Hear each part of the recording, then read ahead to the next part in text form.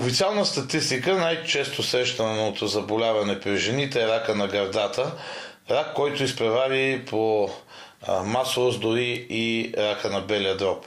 Не за първи път нашето предаване застава зад каузите, свързани с битката с тази коварна болест, която е отнела от всяко семейство важни членове. А най-важният член на семейството, знаете, това е майката.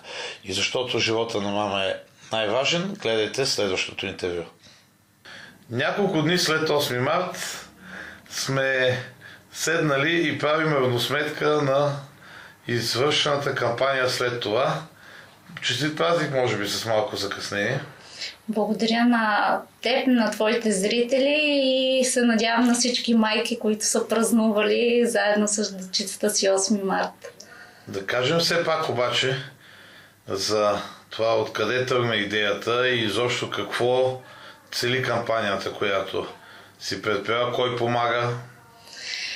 Кампанията се казва "От здравето на мама по-важно няма" или "По-важно за мен няма", защото кампанията е свързана не само с деня 8 март, но и по принцип с това, че жените в България, за съжаление, по една или друга причина често не се профилактират, често не знаят кога да отидат на профилактичен преглед и не на последно място, често държавата не се грижи за здравето на младите жени.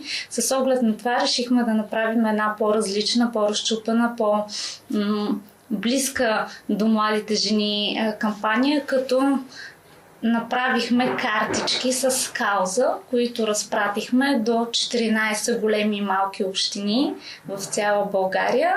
Картичките носиха името на инициативата и бяха направени така, че дечицата сами да могат да изрисуват вътре картичките си, да залипат стикери, които също изпратихме в комплект заедно с картичките в плик, така че да творят активно и техните собствени шедьоври да стигнат до майките им.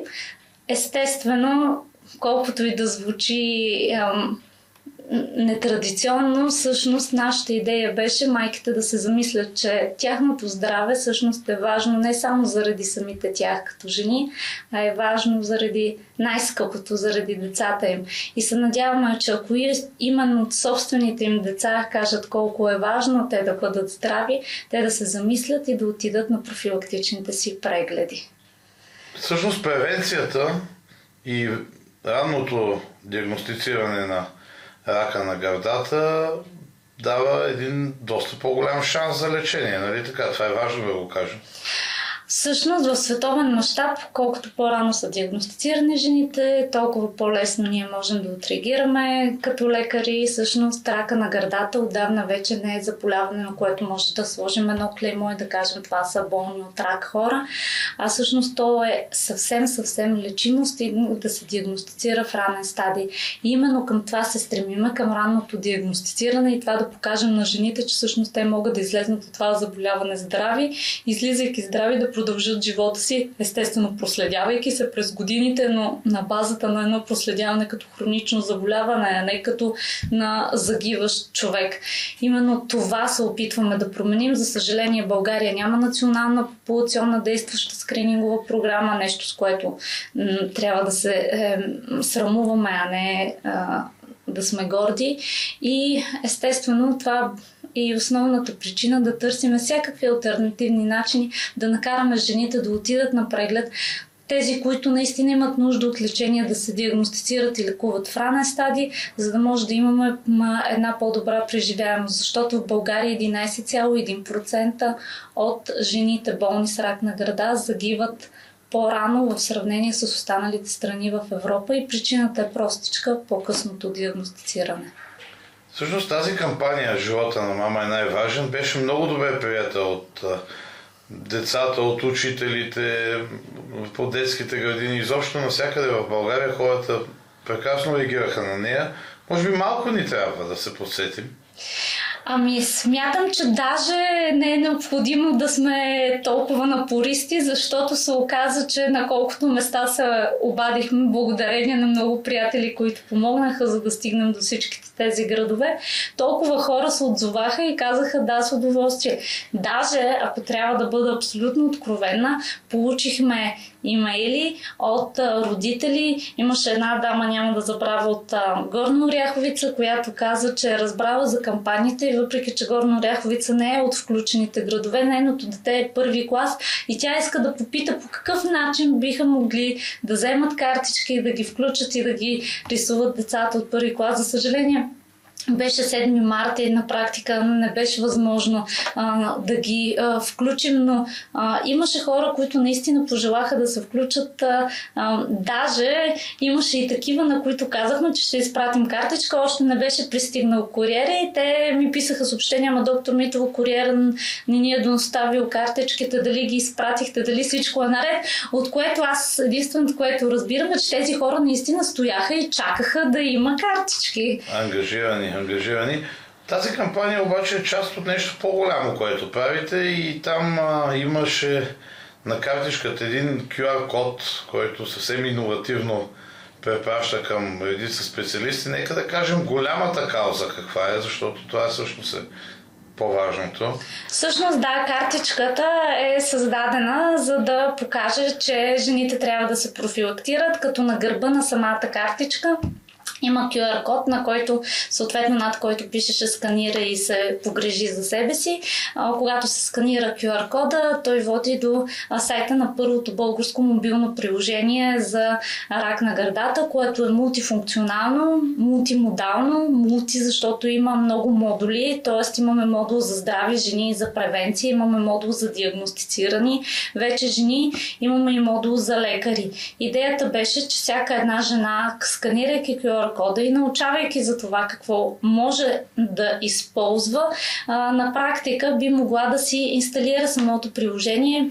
Може би е редно да кажа, че самото приложение се казва Breast Help, намира се на медицинската платформа Хили, е абсолютно безплатно, т.е. те няма да платят нищо, а само ще могат да се погрижат за здравето си. Специално за жените, които са здрави, ще използват приложението за превенция. В самия модул за здрави, когато си инсталираш съответното приложение, те виждат само модула за здрави, т.е. няма да има информация, която тях да ги натоварва, да ги плаши и да им казва всеки ден рака дебне затъгъла. Напротив, само ще виждат това, което за здрави хора. Вътре има един въпросник, оценка от риска от заболяване, който върви все едно си чати здравата жена с приложението. Накрая, когато си приключат чата, излиза един алгоритъм, след като софтуера по типа на изкуствен интелект анализира отговорите на съответната жена и дава алгоритъм колко често тя да се преглежда, какво да бъде образното изследване, което да направи, дали да бъде мамография, ехография, ядрено-магнитен резонанс или каквото е необходимо, като тя ще получава напомняния, така наречените нотификации, че трябва да отида на съответния си преглед. И отделно на това вътре има инструкции как жената да се самопреглежда. Защото аз няма да се умора да казвам, че всъщност ние сме хората, които най-добре познаваме тялото си и първи бихме забелязали, ако в него настъпи някаква промяна. Именно затова самопреглеждането е толкова важно, защото жената, научавайки се сама да прави самопреглеждането по правилен начин и в правилното време от месеца, всъщност ще може да открие и в малкия проблем да може да отреагира на време. Такива инструкции има вътре, стъпка по стъпка, елементарни, отнема 2 минути. Аз съм засичала колко време отнема. Вътре в инструкциите има, освен картинки, има описания за какво да следят, кога да потърсят лекарска помощ. Накрая на инструкциите има един чеклист, т.е. най-честите симптоми, които би могла жената да са притеснителни за нея и ако открие да потърси лекарска помощ.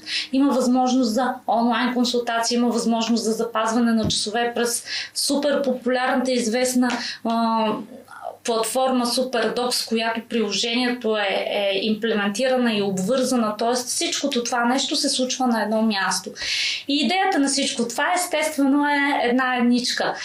Максимално лесен достъп до максимално точна и адекватна информация, така че да можем максимално много жени да накараме да отидат на лекар.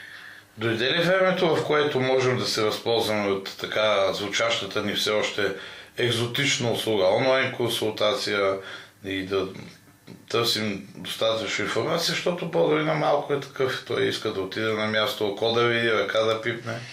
Така обаче COVID ерата доста промени самосъзнанието. Хората почнаха да търсят алтернативни начини за свързване. Все повече хора се сърдат, ако дойдат пред лекарския кабинет и трябва да чакат по-дълго време, защото те си били запазили час за толкова точно часа и не искат да им се губи времето. Има доста хора, които изпращат запитвания и консултации за второ мнение. На практика тези пациенти вече са ходили при някъде на реално място, където и око е видяло, и е пипнало, и е написано, и образни изследвания са направени. И всъщност в самото приложение има възможност да споделиш всичките тези твои медицински документи, включително да си споделиш целият образ на изследване, било то ядрен магнитен резонанс, рентген, образ, какъвто и да е, така че и съответният специалист от среща да може да види образа, не да види интерпретацията на друг колега, самият образ и на база на това да направи интерпретация всъщност какво е на човека. С годините и особено след 2020 година масово се покачиха броят на онлайн консултациите, като специално мога да кажа, понеже правихме по друг повод сравнение, през 2023 година, само за май месец, за един месец, консултациите са били 2000. През май 2024 са били 3100. Съответно, последната проверка от януари месец е, че има 4800 онлайн консултации. Тоест, с всяка изминала година някакси все повече се пречупваме. И всъщност това би дало шанс и на хората не да пътуват от малките населени места или по-отдалечени, или пък на хора, които са заети, ангажирани в ежедневието си, за съжаление все по-забързани, по-напрегнати в живота, да могат да достигнат до различни специалисти, които са специализирани в съответното заболяване и не е необходимо да пътуват и да висят пред кабинета, чакайки нещо да се случи. И още веднъж на финала да кажем къде нашите зрители могат да влязат, да намерят повече информация, да прочитат и да се ограмотят. Тя информацията е навсякъде, но могат да я намерят първо на страницата на приложението. Страницата е breasthelp.me е единия вариант. Другия вариант могат да ни открият в социалните мрежи. Има Breast Help, се казва страницата в Facebook, например, където могат да намерят информация. И на медицинската платформа Healy могат да си инсталират самото приложение абсолютно безплатно, така че да имат достъп до него и да се възползват от всичките възможности, които предлага съвременната телемедицина, мобилно здраве и всичко друго, което носи само и единствено едно послание, да имаме възможност за повече грижа, близо до нас, буквално на една ръка разстояние, в джоба ни, в телефона ни, някъде където на практика ние влизаме за какво ли не, което може да ни бъде полезно. Много ви благодаря за всичко това, което правите и успех! Благодаря!